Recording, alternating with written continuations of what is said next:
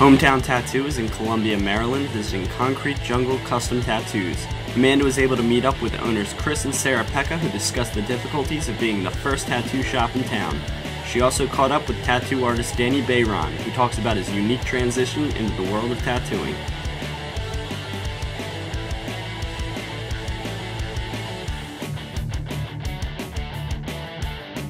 Today we are in Columbia, Maryland, talking to the owners of Concrete Jungle Custom Tattoos.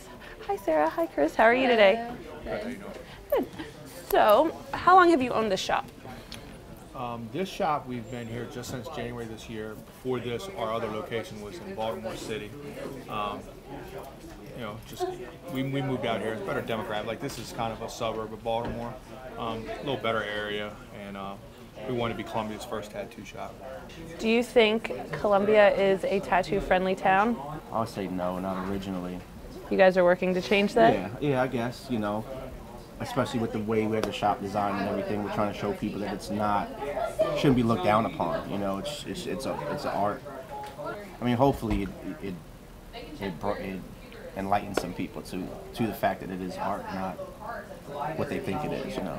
I just think we're more family oriented, and we kind of come away from the biker, hardcore, urban, where here it's more like we're all family. So all the artists that work here are all family, you know, either best friends or we're husband and wife, and some of our best friends work for us. So it's sort of more, you know, you can come and hang out. Now I've noticed your shop doesn't have any flash on it. Do you guys consider yourself just a custom shop? Yeah, I think for the most part we try to steer away from the flash. Get more personal with the piece of art that's going on somebody. And both of you guys are tattoo artists, correct? Yeah. What's your opinion on tattoo shops that are owned by people who have no experience in the tattoo industry whatsoever? It's hard to run a tattoo shop when you don't know the ins and outs of tattooing. It's completely difficult. We know a couple of people that have started new shops that have no idea what they're doing, and you have to know a lot about your clients and your clientele and what people want, and I think if you don't know that and you try to run, it's not like running a regular business. I personally feel like it's somewhat damaging to the industry because somebody that really is not in the tattooing for the and the art of it, it's all about a dollar, and you're commercializing something that, I mean, yes, it's how we feed our families, but it's like we do this because we're passionate about it, not because we're trying to get rich. You know what I mean? And a lot of tattooing is going that way. You know, the more that becomes mainstream, the more that it's just becoming about a buck instead of about the art. Definitely understand that. Now, what do you think is wrong with the tattoo industry as a whole right now? It's hard for me to say. It's because it's a double-edged sword. I wanted to serve a traditional apprenticeship and got doors slammed in my face everywhere I went. And, you know, so I was self-taught, which is absolutely not the way to make it in this industry, you know what I mean? So if it wasn't for eBay and being able to buy good equipment, like I would have never been able to buy good equipment. But now that I'm in a shop, like my issue is like, well, the people that are selling equipment to, you know, the backyard guys, you know, they're damaging the industry, you know what I mean? But like I said, it's a double-edged sword to me because that was me at one time, you know what I mean? And one of the things that we've tried not to do here is slam the door in anybody's face when they walk in. When they walk in with a portfolio or something like that, yeah, I might not have a position for them, I might not have an apprenticeship for them, but I'm not, you know, cold to them. We're not slamming doors in their face. We're going to try and give them the best advice we can give them, you know, so that they are doing better stuff in the future. You know what I mean? Because everybody starts somewhere. You know, Nico Hurtado started somewhere. I mean, the best in the world, they started somewhere. So how long have you been tattooing? Close to 4 years. 4 years, and how did you get started tattooing?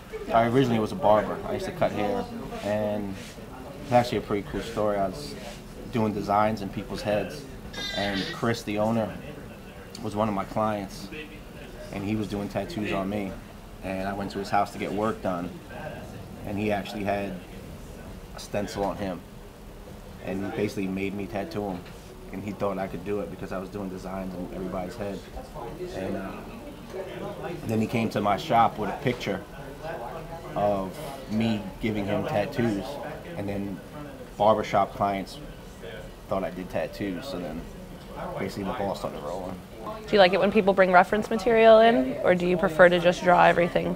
You know, or like if the reference they bring me is something that has some kind of meaning to them, then yeah, you know. But like if somebody throws me an idea, I'd much rather be able to brainstorm in my head how I'm going to make it look, you know, or put my own original touch on it. You know, when a customer comes in with an idea that, or a drawing that doesn't translate well to skin, you know, we'll try and explain to them, listen, this may look phenomenal on paper, but everything that's a drawing isn't necessarily going to translate to a tattoo. Or if they bring in, you know, a home drawn thing that, you know, we feel we can improve on, we'll try and explain to them, hey, you know, let me tighten this up or clean this up. But, you know, ultimately, if they want it the way it is on the piece of paper, like, you're working for them. If you're making them happy and you're giving them what they want, like, that's your job as a tattoo artist. It's not your job when somebody comes in with a drawing of a rose or something that means something to them. You know, you oh, I'm not doing that. I mean, that's insane. Definitely. Now, what would you say is your strong point in tattooing? What do you do the most of? Bright colors. Bright colors? A lot of bright colors, a lot of girly stuff. I think with being the only female tattoo artist here, I get a lot of clientele that come in that really like that about our shop, so they tend to come to me a lot. I haven't done too many portraits or anything, but I don't try. I mean, I do what I do well, and I will definitely improve. There's always room for improvement, and with being around the artists in the shop, it's easy to pick up and help bounce ideas off of each other and learn things off of each other, but that's what I do well, so let's stick with that. What about you? What do you? I've been tattooing in the hood so long. I mean, I'm mostly known for like urban stuff and script, and you know, God, I can do old English letters without even drawing them on the skin. I've done so many of them. But I mean, I can do different stuff, and I like to.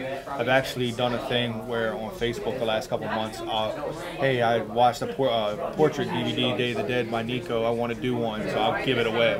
And you know, whoever's the first to sign up, and I did a De los Muertos portrait.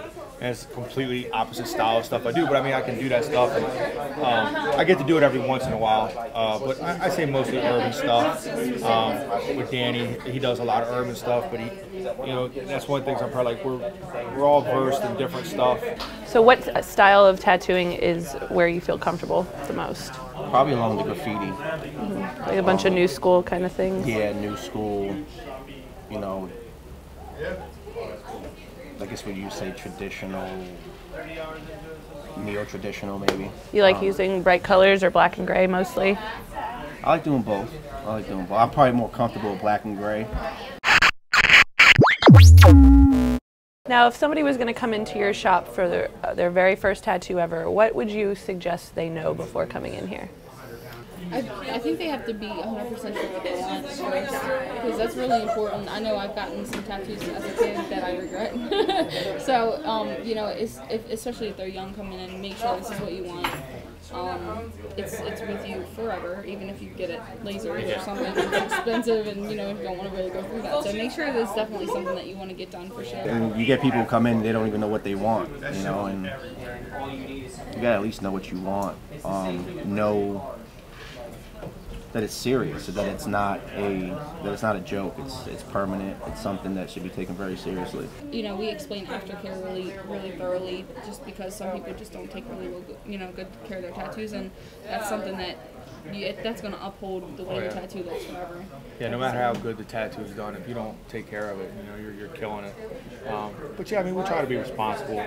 Like, we just talked somebody, a 20-year-old guy, out of a Pokemon sleeve, so you know, we try and, you know, Pokemon at 20, wow, you remember when you were 15, but at 40, you're going to wonder how cool that Pokemon really is. And don't get me wrong, Pokemon tattoos are probably cool, but we wanted him to really think about it. And then when he really 40, thought are you about still it, going to be in love with this, you know? When he really thought about it, that wasn't something he really wanted. Yeah. So. Is there any kind of tattoos that you guys refuse to do as a shop? I'm super worried about the black light ink. I don't want to do that. Yeah, we're not doing that. We had a guy today come in and ask if we do it, and I don't really want to give you cancer, no thanks. Definitely. Now, some of our viewers might not understand why black light ink is taboo to artists. If you guys would like to explain to the viewers why people have an issue with black light ink.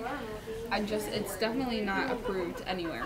There's- And I mean, imagine what goes in glow sticks. Why would you want that in your bloodstream? Definitely. There's no FDA regulation on inks in the United States yet, which there actually should be, because it will actually benefit the better ink companies that don't have anything to hide. But if you look at some of those inks, they're banned in a lot of other countries. If those inks are banned, there's something in them that shouldn't be in your body, and I'm not going to be responsible for that. I mean, even if you sign a waiver, I don't want that on my conscience. Definitely. Are there any tattoo trends that you just wish would go away? Sometimes you think, you know, I'm so tired of doing tribal work. It's so monotonous. But you know, if that's what the person wants, and that's what makes them feel complete, or that's what they, you know, then it is what it is. What makes the person happy, really. And do you guys travel and do conventions? We're doing our first convention this year at Baltimore. We were going to do Philly this year. We just kind of ran out of time with like the opening of the shop. It was too crazy. But we'll probably do like the local ones. I don't see us like traveling too far. Awesome. Thank you guys very much. Thank you. Konkrete Jungle is a prime example of the growing tattoo culture in America. Family and friends working together to further the growing acceptance of tattoos and proving that whether you carry a tattoo machine or a briefcase, it's all about respect.